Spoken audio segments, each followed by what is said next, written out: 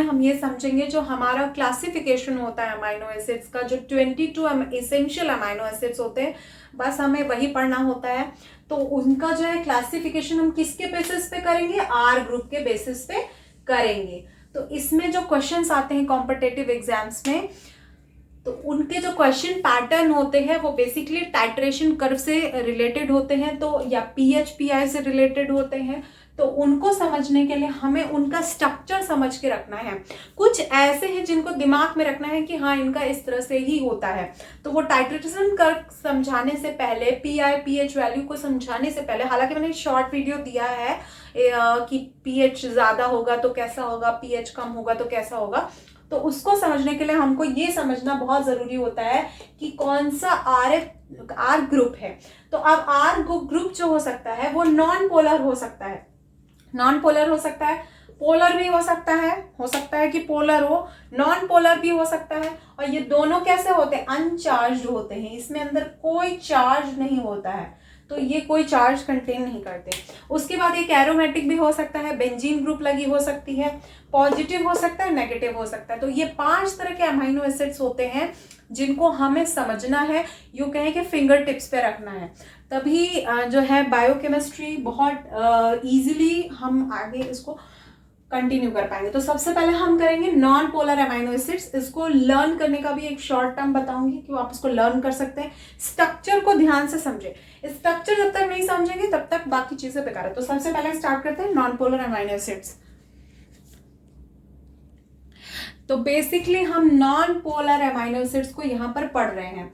तो ये मैंने जो ये प्लस बनाया है, इस प्लस को आप ऐसे रिजेंबल कर सकते हैं कि यहाँ पर कार्बन होगा, यहाँ पर कार्बन होगा, और यहाँ पर जो है सेम H, यहाँ पर COH नेगेटिव और यहाँ पर NH3 पॉजिटिव होगा।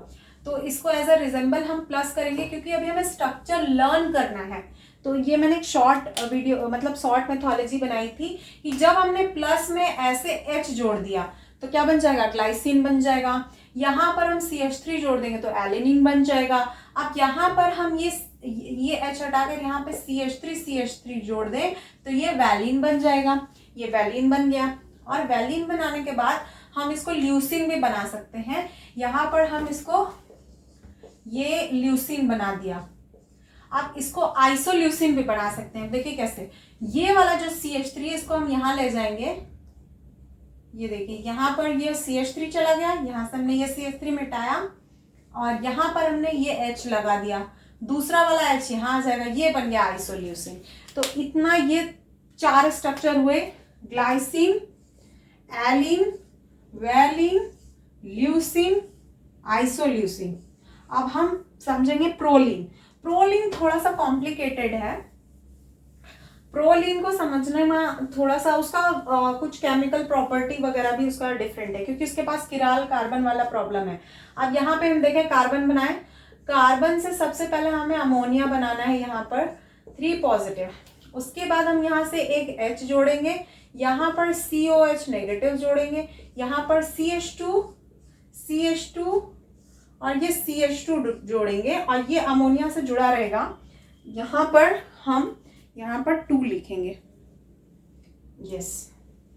तो अब आप इस स्ट्रक्चर को देखें, इसमें 1 2 3 कार्बन है। जैसा कि हमको मालूम है कि हमने जब मैंने इससे पहले ग्लाइसिन, एलिन, वैलिन वाला जो स्ट्रक्चर बनाया था, वैलिन वाले स्ट्रक्चर में भी हमने 3 कार्बन्स का यूज किया था। अगर आप फिर से देखना चाहें तो यहाँ से देखिए ये CH है, और अगर हम इसके साथ ये 2 इस तरह से मिथाइल ग्रुप जोड़ते थे, यानी 1 2 और 3 कार्बन थे, यहाँ पे भी हमने 1 2 3 कार्बन जोड़ा है। तो ये बिल्कुल वैलिन के सिमिलर स्ट्रक्चर होता है प्रोलिन का, बट इसका डिफरेंस है बहुत ज़्यादा, इस वजह से इसमें कुछ और भी प्रॉपर्टीज नहीं होते हैं। तो ये अगर आप यहाँ पर देखेंगे तो अभी हम स्ट्रक्चर पे चल रहे हैं, तो ये हमारे 6 अमाइनो एसिड हैं जो नॉन पोलर होते हैं।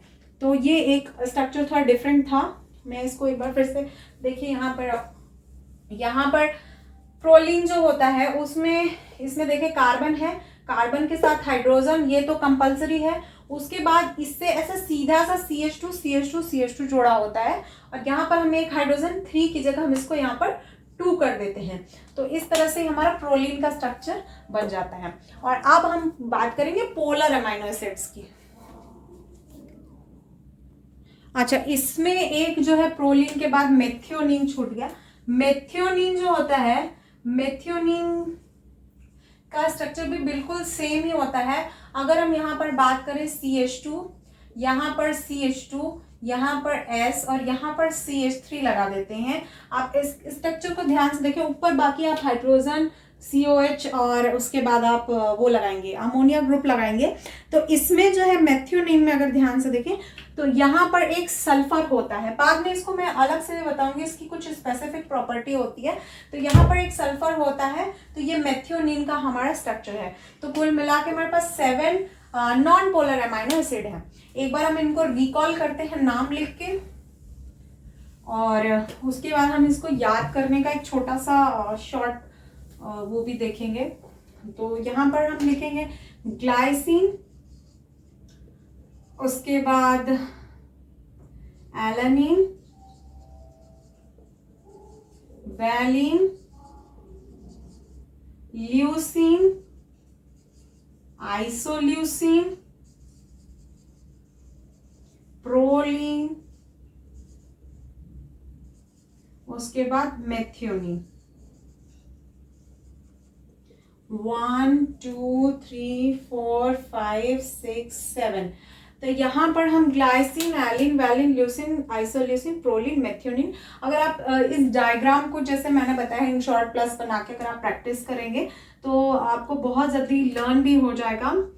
इसके अलावा मैंने कुछ ऐसे बनाया है, तो यहाँ से हम इस लेंगे, इस पर PR फॉर प्रोलिन, इस पर यहाँ पे हमने आइसोल्यूसिन का इस लिया है और प्रोलिन का पर लिया है।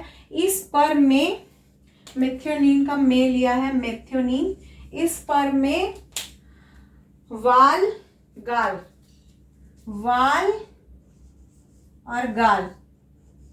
तो इस पर में वाल गाल, मैंने इसका शॉर्ट टर्म बनाया था, आप कुछ और भी बना सकते हैं। इस पर में वाल गाल, तो वाल गाल में मतलब इस फॉर आइसोल्यूसिन, यहाँ से अगर आप देखें इस पर में वाल गाल, देखिए इस फॉर आइसोल्यूसिन, आइसोल्यूसिन, पर में फॉर प्रोलीन, फिर में इस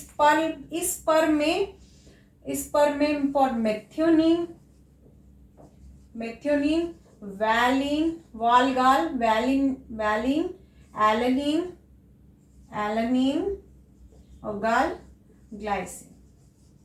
और स्ट्रक्चर अगर हम लोग को वैसे भी याद हो गया था, glycine, alanine, valine, leucine, isoleucine, proline, methionine, मैंने ऐसे याद किया था। प्रोलिन वैसा कि हालांकि स्ट्रक्चर वैलिनिन के बाद होता है और बुक्स में, हमारे स्टैंडर्ड बुक में भी दिया हुआ है, तो इस तरह से मैंने याद किया था। आप भी ऐसे याद कर सकते हैं, मतलब 4-5 बार बनाएंगे तो वो दिमाग में ऑलरेडी बैठ जाता है।